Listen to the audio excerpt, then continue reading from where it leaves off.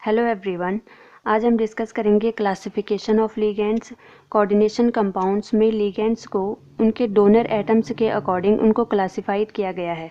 जैसे monodentate ligands हम उन्हें बोलते हैं जिन लिगेंड्स में एक डोनर एटम होता है और वो डायरेक्टली अटैच्ड होता है मेटल से।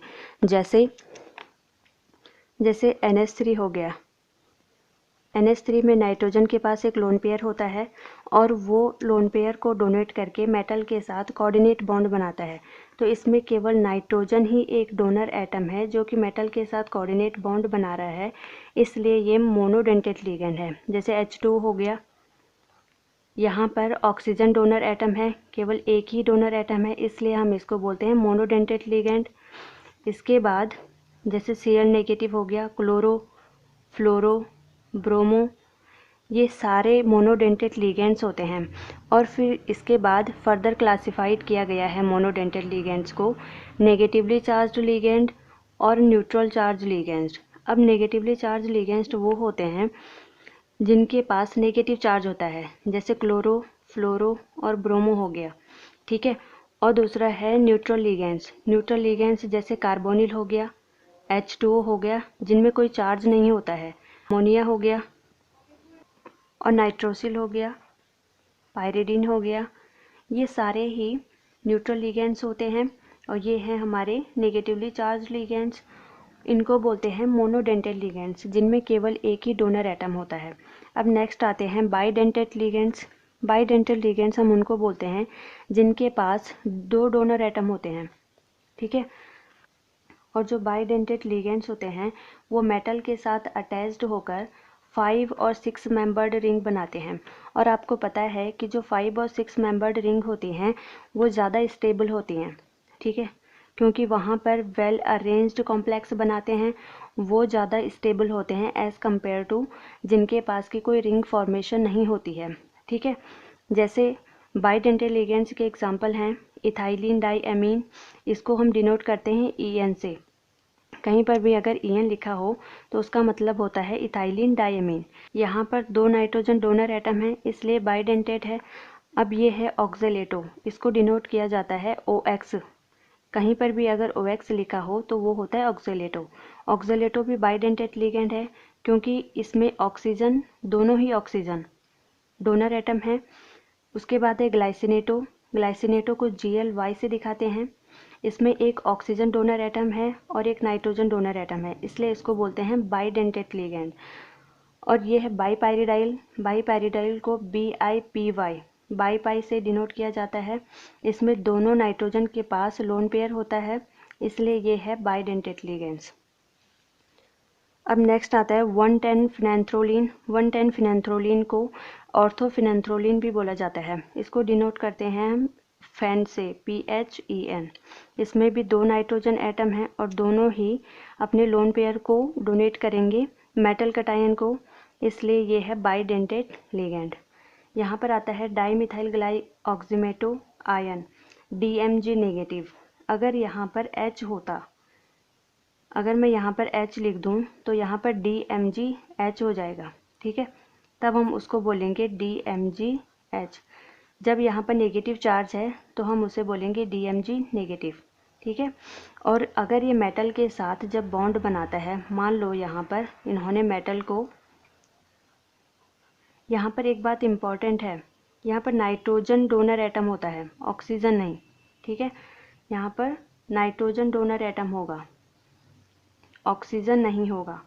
नाइट्रोजन से बॉन्ड बनेगी मेटल पर, इसलिए यहाँ पर दोनों नाइट्रोजन हैं डोनर एटम, इसलिए ये होते हैं बाइडेंटेट लिगेंड। अब आते हैं नेक्स्ट पर, ये है एसिटाइल एसीटोनेटो, इसको डिनोट करते हैं ACAC से, ये भी बाइडेंटेट लिगेंड है। ऑक्सीजन होता है यहाँ पर डोनर एटम, दोनों ही ऑक्सीजन, ये बाइडेंटेट है। अब इसके बाद आते हैं थर्ड पर ट्राइडेंटेट लिगेंड्स। ट्राइडेंटेट लिगेंड्स वो होते हैं जिन लिगेंड्स के पास 3 डोनर एटम होते हैं। जैसे मान लो हमारे पास है, ये हो गया NH CH2 CH2 NH2,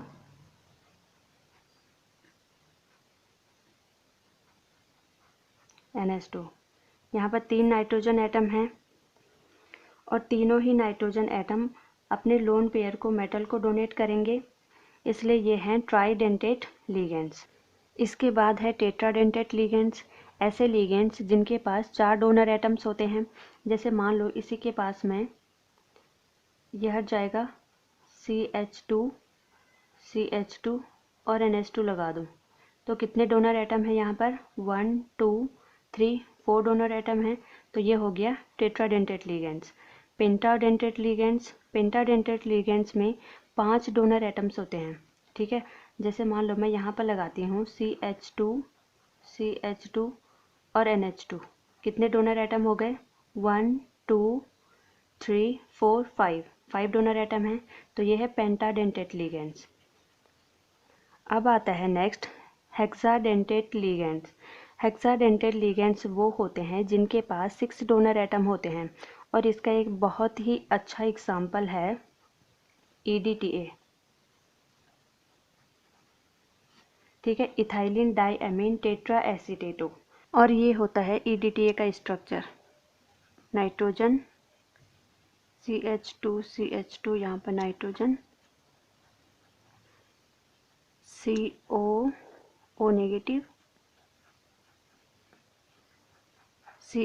negative, यहाँ पर भी वही होगा।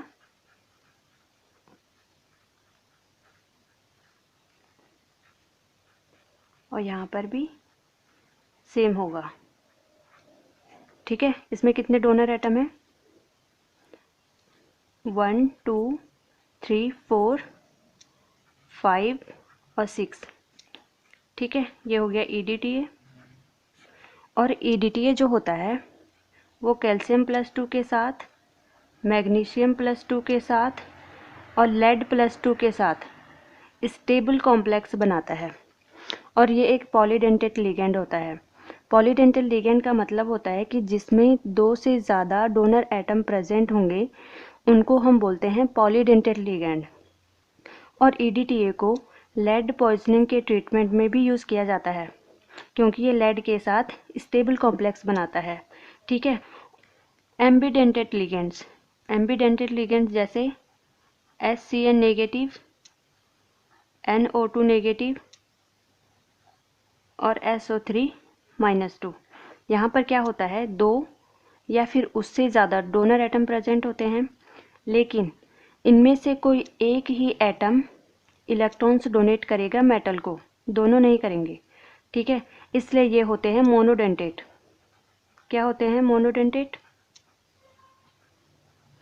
ये होंगे मोनोडेंटेट क्योंकि इन दोनों में से कोई एक ही, या तो सल्फर या तो फिर नाइट्रोजन, कोई एक ही इलेक्ट्रॉन्स को डोनेट करता है मेटल को। यहाँ पर भी नाइट्रोजन भी है इलेक्ट्रॉन डोनर और ऑक्सीजन भी है, लेकिन एक टाइम पर कोई एक ही डोनर एटम इलेक्ट्रॉन्स को डोनेट करता है। ऐसे ही सेम है, सल्फर के पास भी इलेक्ट्रॉन्स होते हैं और ऑक्सीजन के पास भी, लेकिन कोई एक ही एटम डोनेट करेगा इलेक्ट्रॉन्स मेटल कैटायन को, इसलिए इनको बोलते हैं एम्बीडेंटेट लिगेंड्स। नेक्स्ट आता है ब्रिजिंग लिगेंड्स वो होते हैं जिन लिगेंड्स के पास कम से कम 2 लोन पेयर ऑफ इलेक्ट्रॉन्स होते हैं। 2 लोन पेयर इलेक्ट्रॉन्स हैं, यहाँ से ये देगा मेटल को और यहाँ पर भी ये देगा मेटल को। तो कम से कम ब्रिजिंग लिगेंड के पास 2 लोन पेयर ऑफ इलेक्ट्रॉन्स होने चाहिए। जिसके पास 2 लोन पेयर ऑफ इलेक्ट्रॉन्स नहीं होंगे वो ब्रिजिंग लिगेंड नहीं होगा। ठीक है, अब इसका एग्जाम्पल है NH2 और NH2 हाइड्रोजन, 2 लोन पेयर हैं, यहाँ से भी मेटल ऐड होगा और यहाँ से भी मेटल,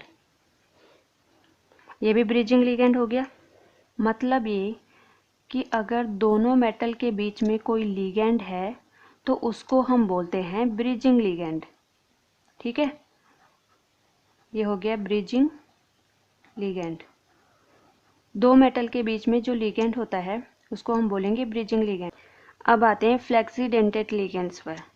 फ्लेक्सीडेंटेट लिगेंड्स में 2 या फिर उससे ज़्यादा डोनर एटम प्रेजेंट होते हैं, लेकिन वो केवल एक ही डोनर एटम से मेटल के साथ अटैच्ड होंगे। इसका भी रीज़न है, देखते हैं इसके एग्जाम्पल्स होते हैं, जैसे कार्बोनेट हो गया CO3-2, सल्फेट हो गया SO3-2, NO3-, N2O2 और एसीटेटो। यहाँ पर 2 ऑक्सीजन डोनर एटम हैं, यहाँ पर भी दोनों ऑक्सीजन हैं, दोनों नाइट्रोजन हैं। तो ऐसे लिगेंड्स जिनके पास 2 या फिर उससे ज़्यादा डोनर एटम्स होते हैं, लेकिन फिर भी वो किसी एक ही डोनर एटम से मेटल के साथ अटैच्ड होंगे। इसका रीज़न ये है क्योंकि वो अनस्टेबल रिंग बनाते हैं। 3 या फिर 4 मेंबर्ड रिंग बनाने की वजह से रिंग स्ट्रेन हो जाती है, इसलिए अनस्टेबल हो जाएगी रिंग। तो वो केवल एक ही डोनर एटम से अटैच्ड होंगे और वो ओपन स्ट्रक्चर बनाते हैं। जैसे देखो, एसीटेटो का बनाती हूँ। जैसे यहाँ पर CH3CO नेगेटिव। यहाँ से अगर ये मेटल के साथ अटैच्ड होते हैं तो 1 2 3 4 मेंबर्ड रिंग बन रही है, जो कि अनस्टेबल होती है। ठीक है, ऐसे ही अगर नाइट्रेट का बनाते हैं,